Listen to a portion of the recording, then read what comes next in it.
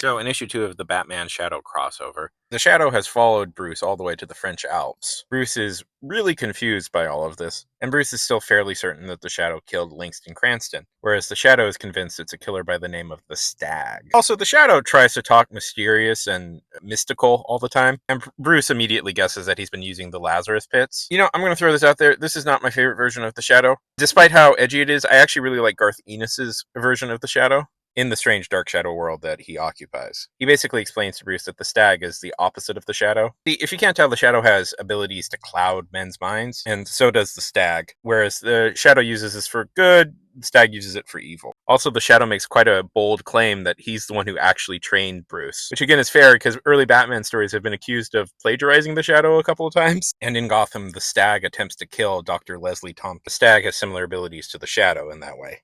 And the final scene of the comic is the Stag and Joker meeting up.